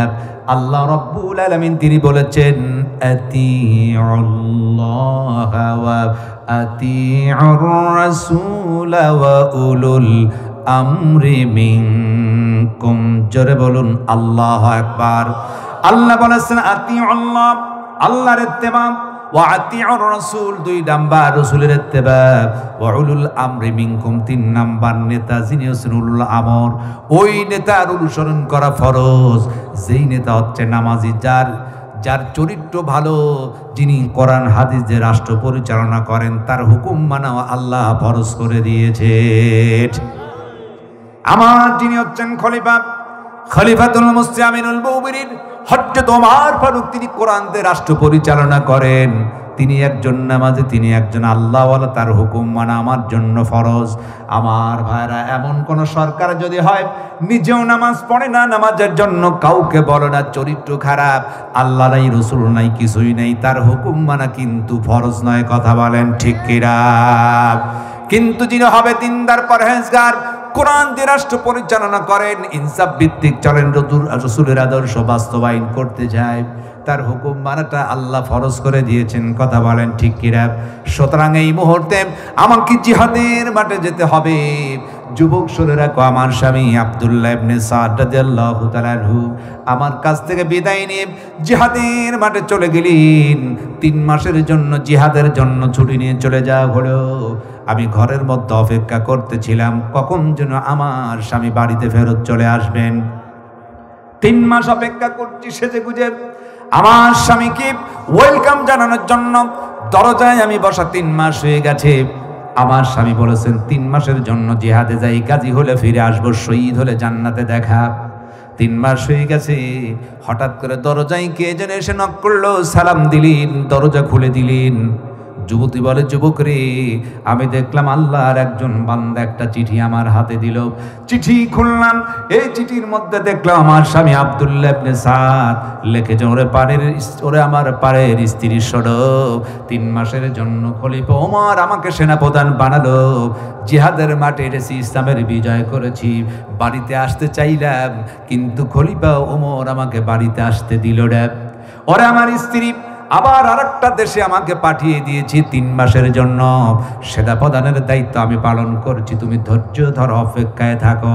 যদি ধৈর্য ধরে অপেক্ষায় থাকতে পারো, কথা দিচ্ছি গাজী হইলে ফিরে আসবো, তোমার সহিত দেখা হয়ে যাবে।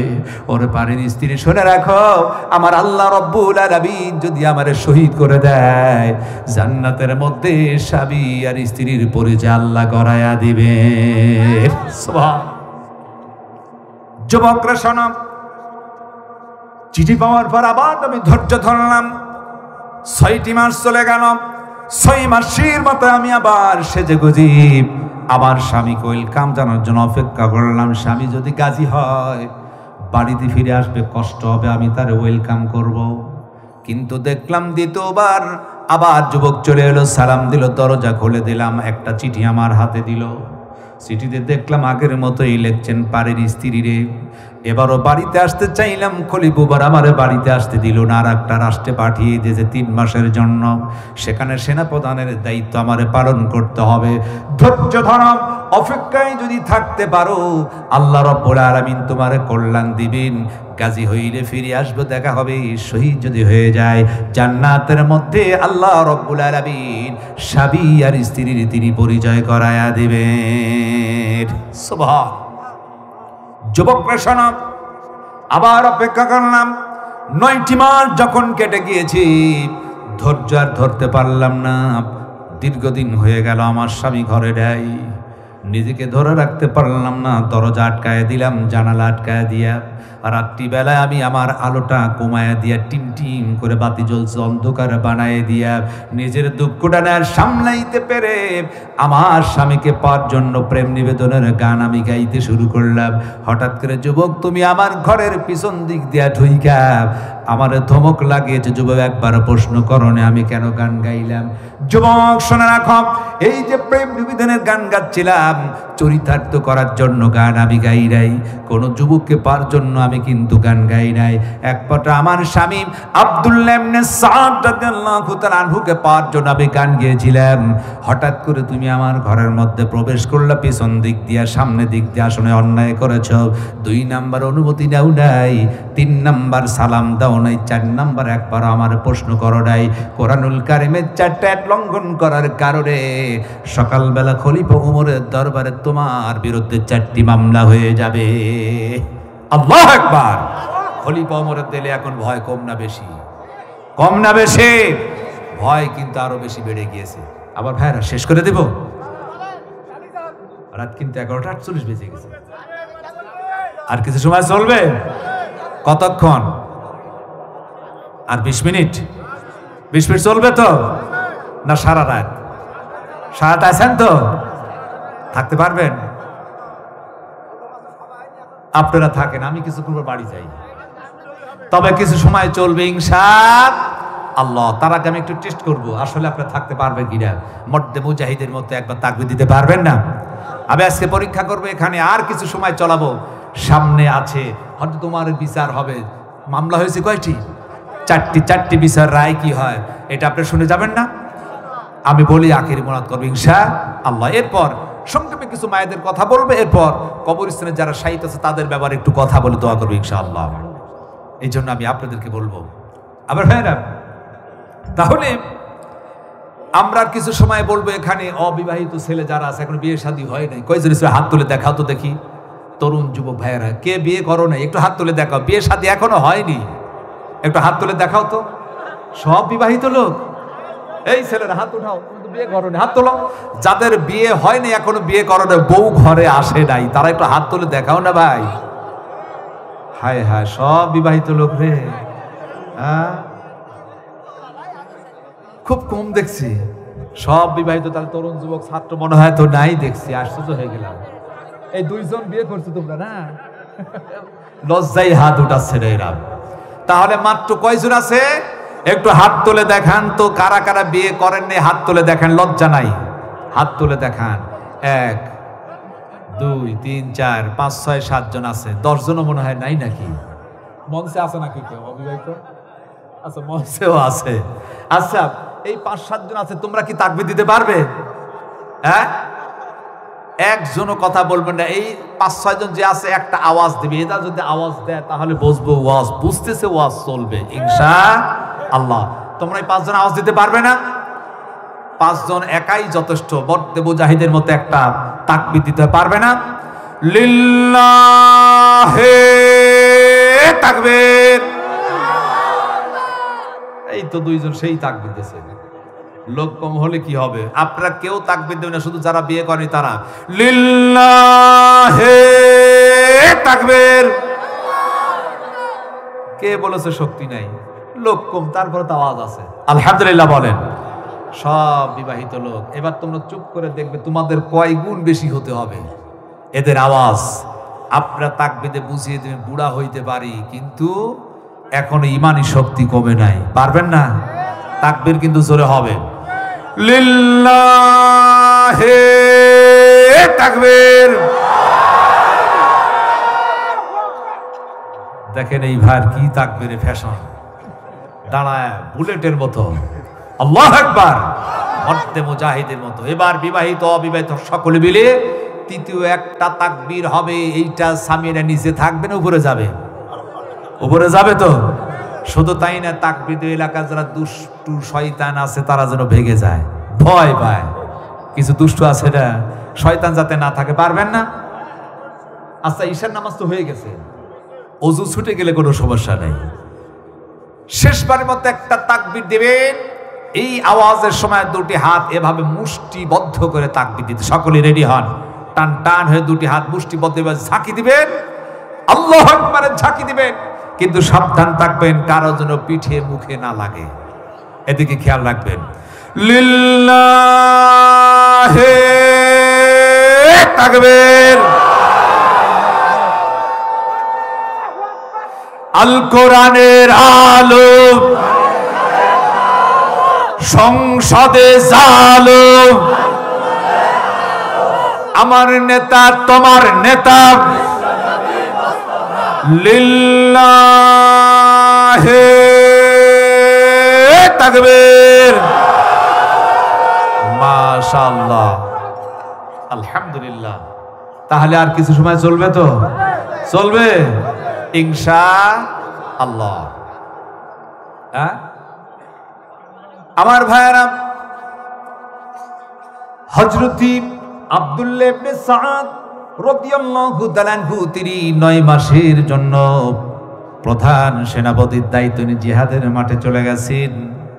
তার স্ত্রী ডেকে বলেন, যুবক আমি কিন্তু তোমারে চিনি না, আমি আমার স্বামীকে পাওয়ার জন্য প্রেম নিবেদনের গান গাচ্ছিলাম, একবারও তুমি আমারে প্রশ্ন করো নাই, তুমি আমাকে অনুসন্ধান না দিয়া যাচাই বাছাই না করে খারাপ মন্তব্য করে অন্যায় করেছ, সূরা হুজরাতের 12 নম্বর আয়াত লঙ্ঘন করে ফেলেছ।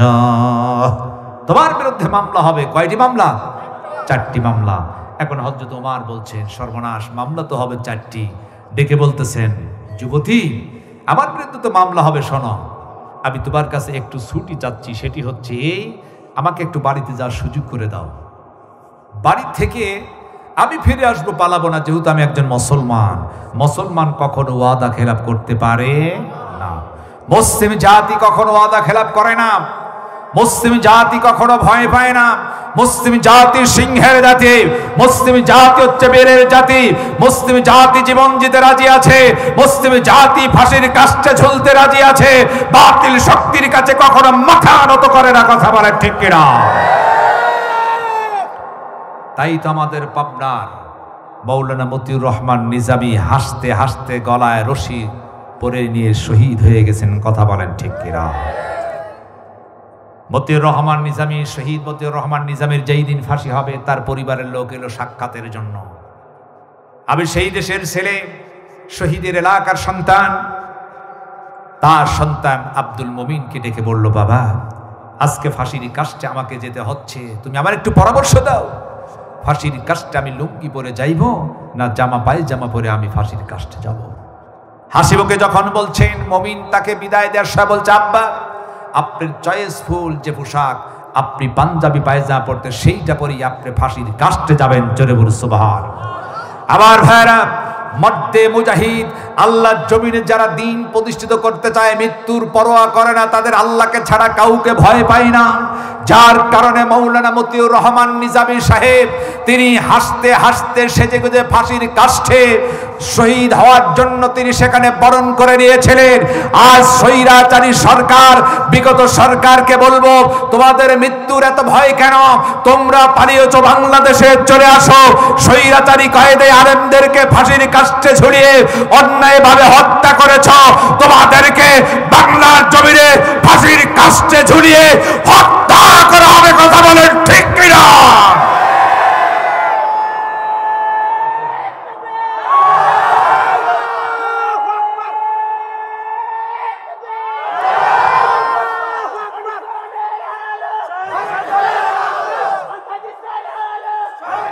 আমার ভাইরা, আমার ভাইরা, মরতে সকলের হবে, ভয় কিসের? আসো, আমরা তো ওয়েলকাম জানাই। শুনছি নাকি আসবে, আমরা তো চাই বাংলাদেশে আসতে। চাই কি চাই না? চাই কি চাই না? আসো, খেলা হবে। কি হবে? কি হবে? খেলা হবে, খেলা হবে। আজ আর আসে বড় বড় কথা সব কোথায় গেল? হারে, আল্লাহ একজন আছেন। আল্লাহ কাউকে ধরলে কখনো ছাড় দেন না। কথা বলেন ঠিক কিনা? আমার ভাইয়েরা, হযরত আব্দুল্লাহ ইবনে সাদ জিহাদের মাঠ থেকে তিনি গিয়েছেন, তার স্ত্রী রেখে বলছেন, যুবক, আমার স্বামী 9 মাস জিহাদের মাঠে চলে গেছি, তোমার বিরুদ্ধে মামলা হবে।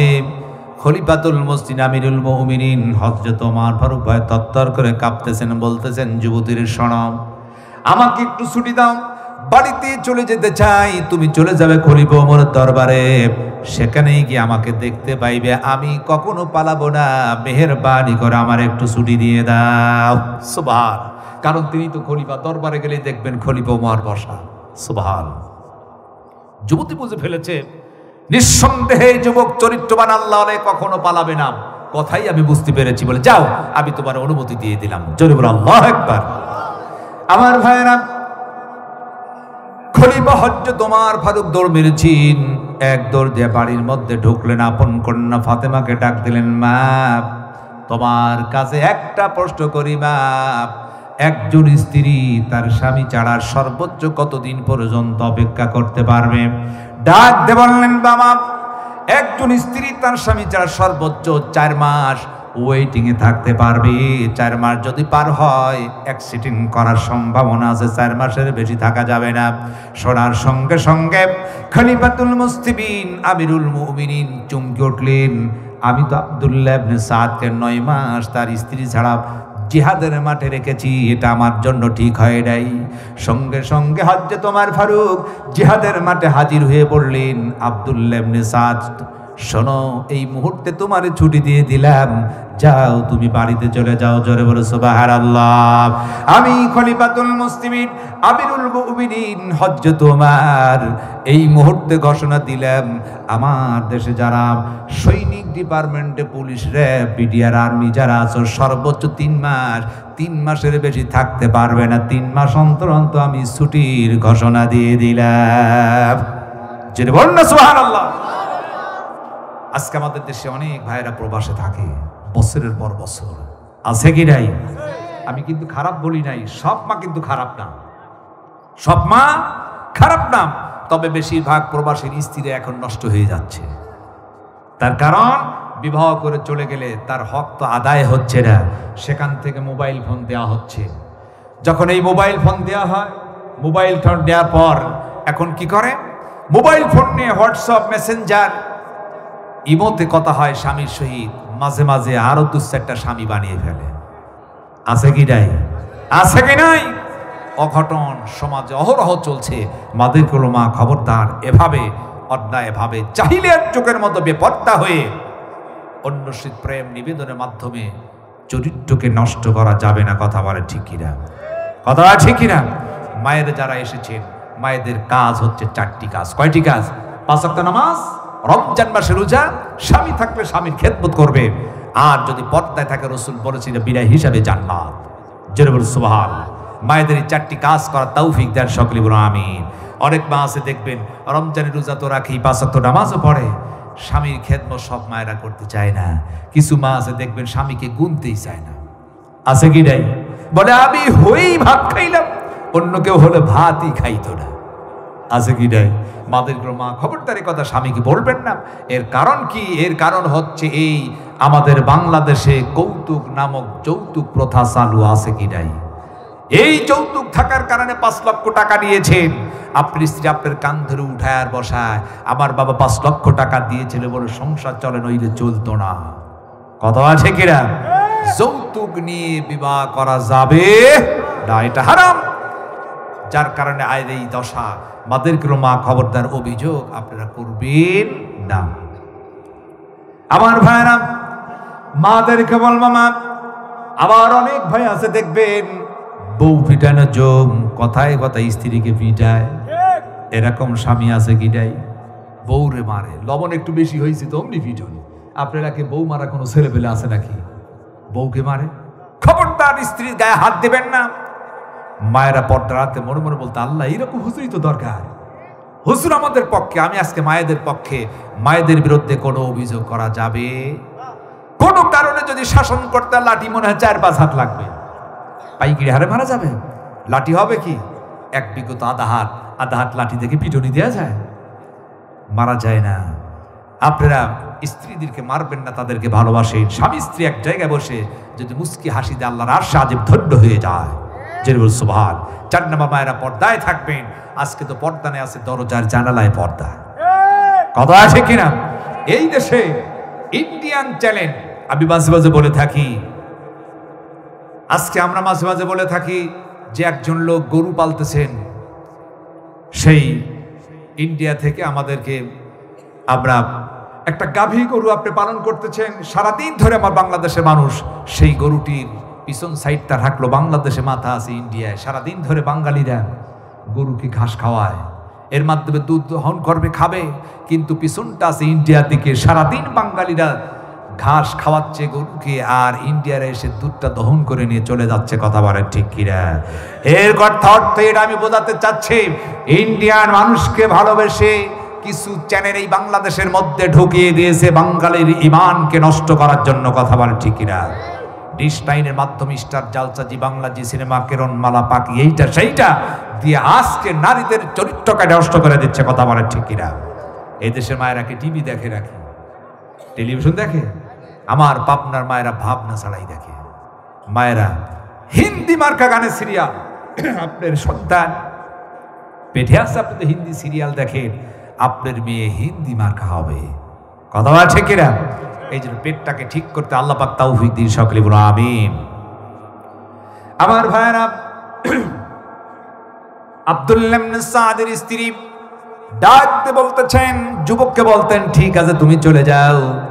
নিঃসন্দেহে বুঝতে পেরেছি তিনি চলে গেলেন। আব্দুল্লাহ ইবনে সাদকে তিনি ছুটি দিয়েছেন।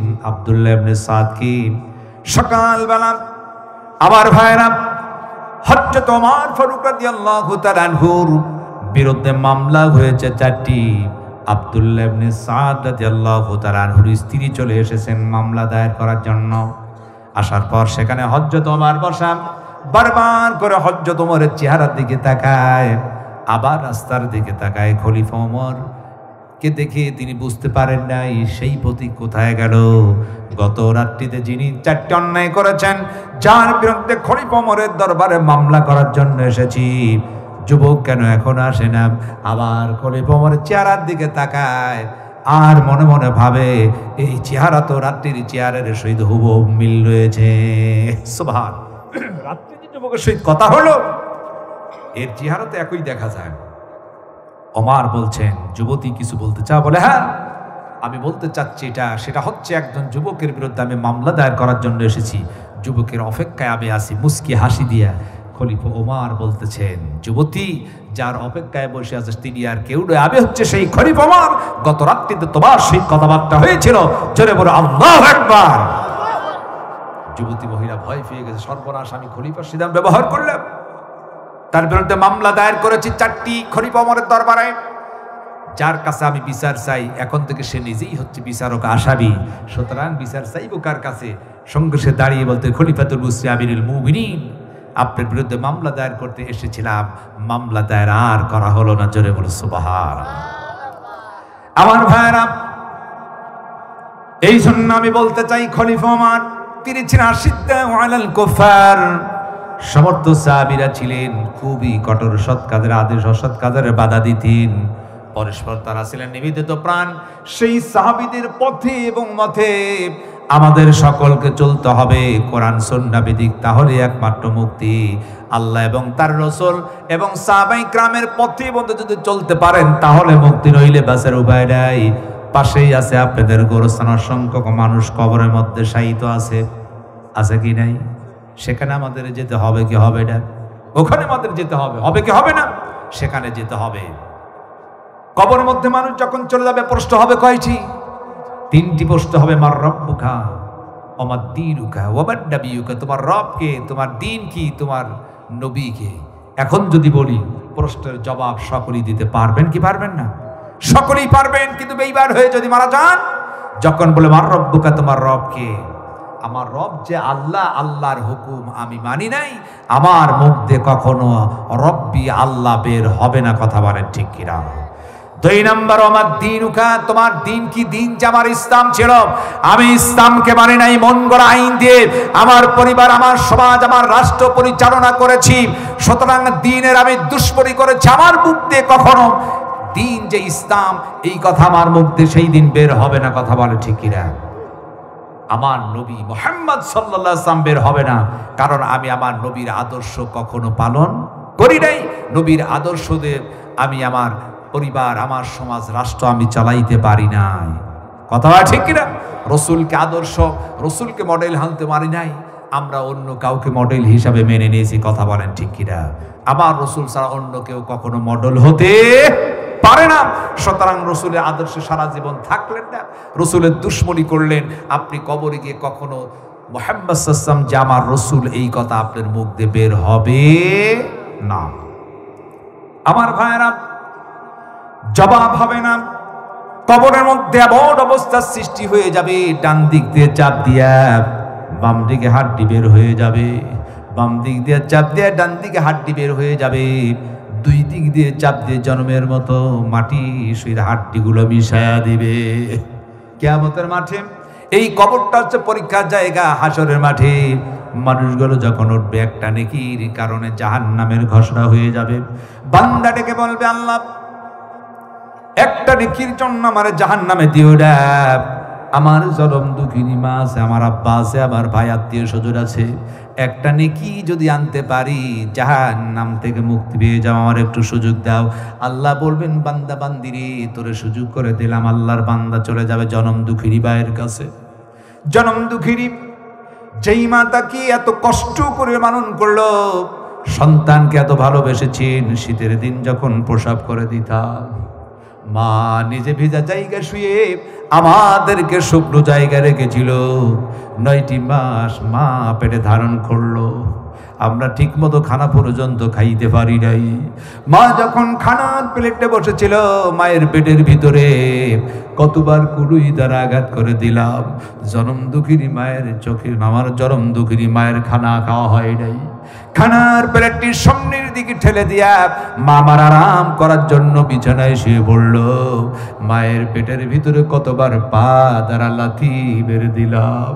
জনম দুঃখিনী মায়ের কলিজায় লেগেছে, জনম দুঃখিনী মায়ের চোখে ঘুম হলো না। সারাটি রাতটি ধরে উঠলো আর বসলো ভুক্তভোগী মা ছাড়া পৃথিবীর কোনো মানুষ জানলো না। অবশেষে 32টি নারী ছিল যন্ত্রণা নিয়ে রক্তাক্ত অবস্থা আমাদেরকে প্রসব করেছিল। ওই জনম দুঃখিনী বাপ এত ভালোবেসেছেন, মা ডেকে বলবে, আমি তোর চিনি না, তুই আমার সন্তান নয়। আমার ভাইরা, ওই বা আমাদের চিনবে না, অথচ মায়ের সম্বন্ধে রাসূল বলেছেন, খবরদার মায়ের সহিত খারাপ ব্যবহার করতে পারবে না। নারী জাতির মর্যাদা আল্লাহ এত বাড়িয়েছেন, পুরুষের চাইতে 3 গুণ মর্যাদা আল্লাহ রাব্বুল আলামিন বাড়িয়ে দিয়েছেন। জোরে বলো সুবহানাল্লাহ।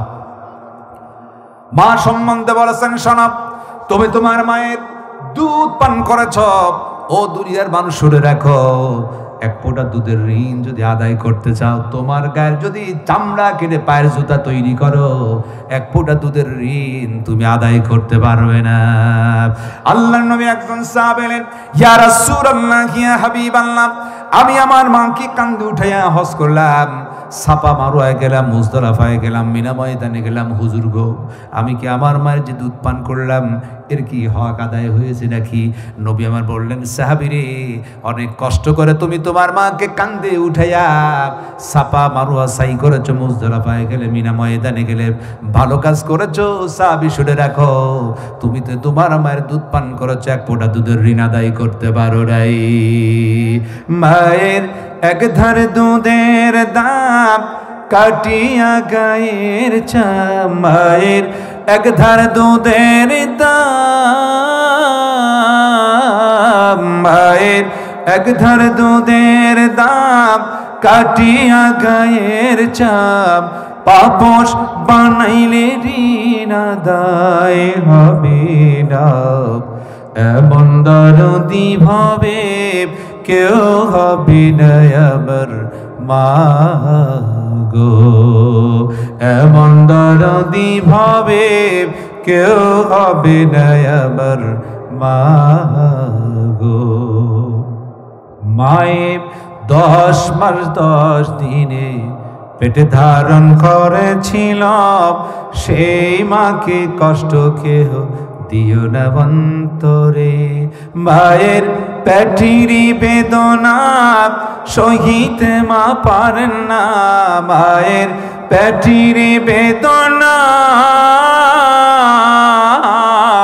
মায়ের পেটের বেদনা সহিতে মা পারেন না।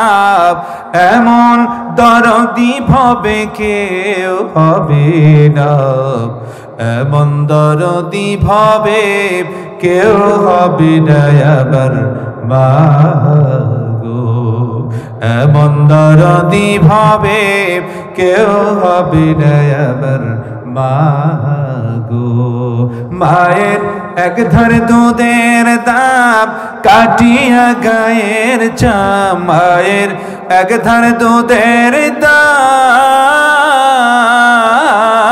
মায়ের এক ধার দুধের দাম কাটিয়া গায়ের চাপ পাপস বানাইলে ঋণ আদায় হবে না।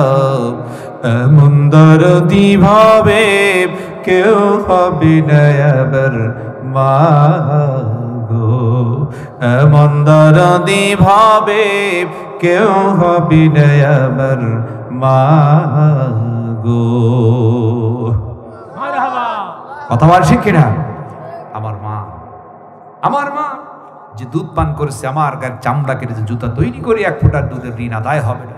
সেই মাকে অনেক মানুষ খেদমত করতে পারে না, মাকে বুড়া বলে গালি দেয়, শাশুড়িকে আম্মু বলে ডাক দেয়। কথা বলেন ঠিক কিনা? খবরদার, নিজের মায়ের সহিত খারাপ আচরণ করা যাবে না। রাসূল বলেছিল অবাধ্য সন্তান তারা হবে জাহান্নামী। আমার ভাইরা, সেই মা কারো বাবা, কেউ বা না কেউ দুনিয়ার মুক্তি বিদায় নিয়েছে। পাশে আছে কবরস্থান। আজকে সেই কবরবাসীদের উদ্যোগেই তাদের দোয়ার জন্য আজকে মাহফিল করেছেন।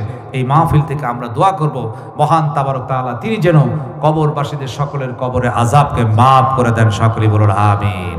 পর্দালে আম্মা জানেরা আছেন, আম্মা জানদেরকে বলবো, আমার মায়েরা আপনার 5 ওয়াক্ত নামাজ সময় মতো পড়বেন, রমজান মাসে রোজা রাখবেন, স্বামী থাকলে স্বামীর খেদমত করবেন, পর্দায় যদি থাকতে পারেন রাসূল বলেছেন বিনা হিসাবে জান্নাত। জোরে বলুন সুবহানাল্লাহ। আল্লাহ পাক আম্মা জানদের এই 4টি আমল করার তৌফিক দেন। সকলে বলুন আমিন।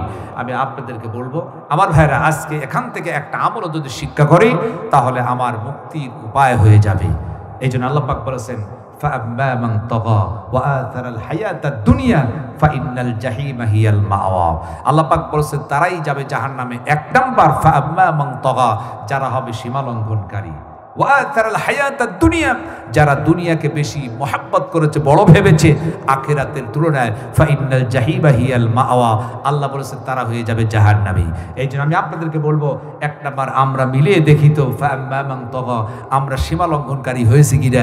আর সীমা লঙ্ঘনকারী হচ্ছে তারা যারা আল্লাহ এবং তার রাসূলের পথে পথে চলে না, কোরআন হাদিস ভিত্তিক কোনো ফায়সালা দেয় না, তার পারিবারিক, সামাজিক, রাষ্ট্র, আন্তর্জাতিক ক্ষেত্রে কোরআন হাদিস ব্যতীত যারা চালায় বা করে তারাই সীমা লঙ্ঘনকারী। কথা বলে ঠিক কিনা?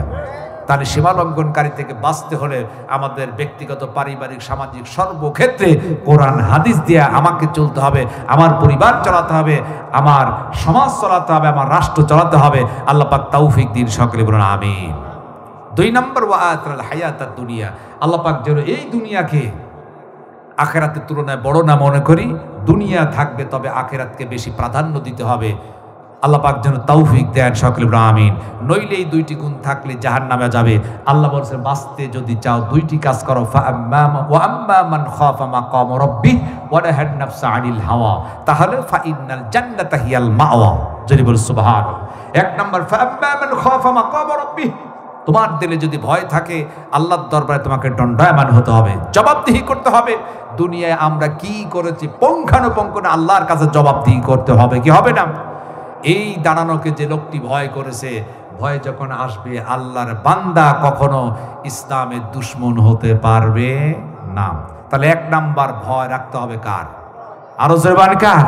আল্লাহর। 2 নাম্বার ওয়ানাহান নাফসা আনিল হাওয়া, আমার নফসকে সন্তুষ্টির জন্য নয়, যা কিছু করব আল্লাহ এবং রসুলের সন্তুষ্টির জন্য। আল্লাহ বলেন এই 2টি কাজ যদি তোমার মধ্যে থাকে, ফাইনাল জান্নাতা হিয়াল মাওয়া, আল্লাহ তোমাদের একটা উপহার দেবেন, তার নাম হচ্ছে জান্নাত। জোরে বল সুবহান। প্রথম 2টি কাজ থেকে বিরত থাকি, শেষের 2টি কাজ যেন আমরা আদায় করতে পারি। আল্লাহ পাক সুবহানাহু ওয়া তাআলা তিনি আমাদের তৌফিক দেন, সকলে বলুন আমিন।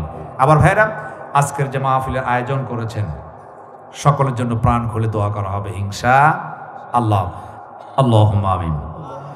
ربنا ظلمنا أنفسنا وإن لم تغفر لنا وترحمنا لنكونن من الخاسرين. ربنا لا تزغ قلوبنا بعد إذ هديتنا وهب لنا من لدنك رحمة إنك أنت الوهاب. رب العالمين. আয় আল্লাহ, চুয়াডাঙ্গা জেলার দামুড়হুদা নাপিতখালী গ্রামবাসীর উদ্যোগে কবরবাসীদের রুহের মাগফিরাতের জন্য ঐতিহাসিক তাফসীরুল কোরআন মাহফিলে বসে উলামায়ে কেরাম কোরআন হাদিস থেকে আলোচনা করেছেন যে আল্লাহ, আমরা যারা কোরআন হাদিসের আলোচনা শুনলাম, তোমার অসংখ্য বান্দার বান্দিগুলা গভীর রাত পর্যন্ত বসে আলোচনা শুনলো। আয় আল্লাহ তাআলা, টাকা দিয়া পয়সা বুদ্ধি পরামর্শ দিয়া সাহায্য করেছি, সবগুলা তুমি কবুল মঞ্জুর করে নাও রব্বুল আলামিন। যা কিছু সওয়াব দাও লক্ষ কোটি গুণে বাড়াই দিয়া নবী পাকের রওজা মুবারকে পৌঁছায়া দাও। তামাম বিশ্বের মাটির নিচে যতগুলি মুমিনা শুয়ে আছে রে আল্লাহ, সকলের কবর সব পৌঁছায়া দাও, কবরগুলাকে জান্নাতের টুকরা বানায়া দাও রব্বুল আলামিন। আয় আল্লাহ তাআলা, সারাটি জীবন ধরে এত গুনাহ করেছি আল্লাহ, গুনার দিকে তাকাইও না, তুমি যে রব, বান্দা মনে করি তোমার রহমত রসিলায় তামাম জিন্দেগীর গুনাহ খাতা তুমি মাফ করে দাও রব্বুল আলামিন।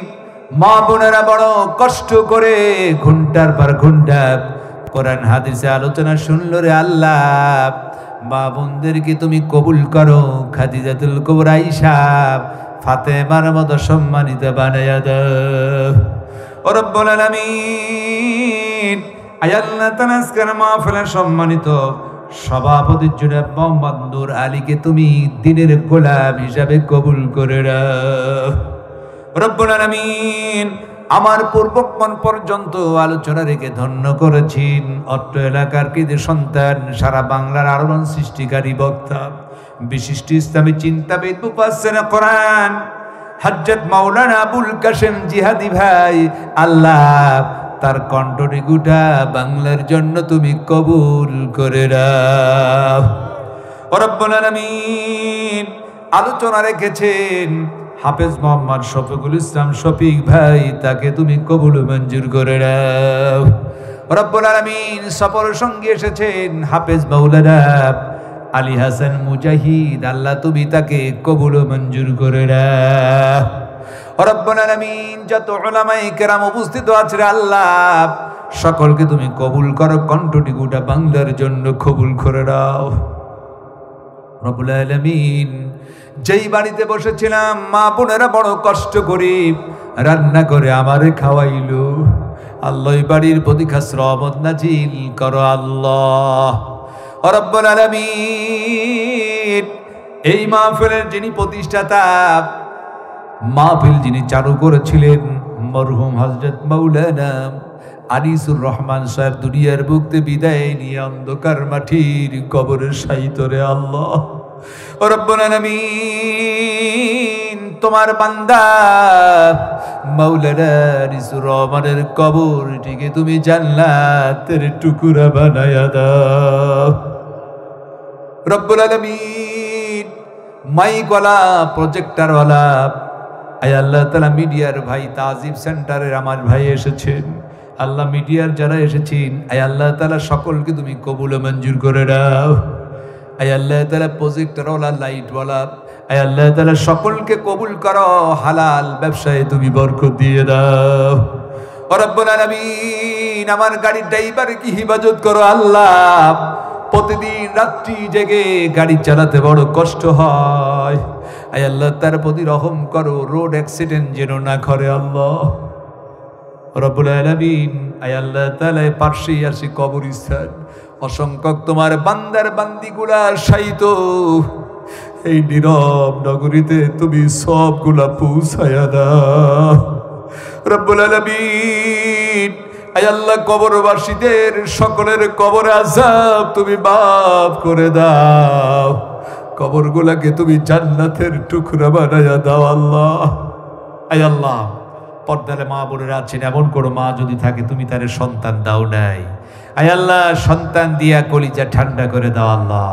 আয় আল্লাহ তাআলা গোটা বিশ্বের মুসলমানদেরকে হিফাজত করো আল্লাহ। ফিলিস্তিনের মুসলমানরা মার্কেট শেষ হয়ে গেল আল্লাহ, আয় আল্লাহ তাদের প্রতি তুমি রহম করো আল্লাহ।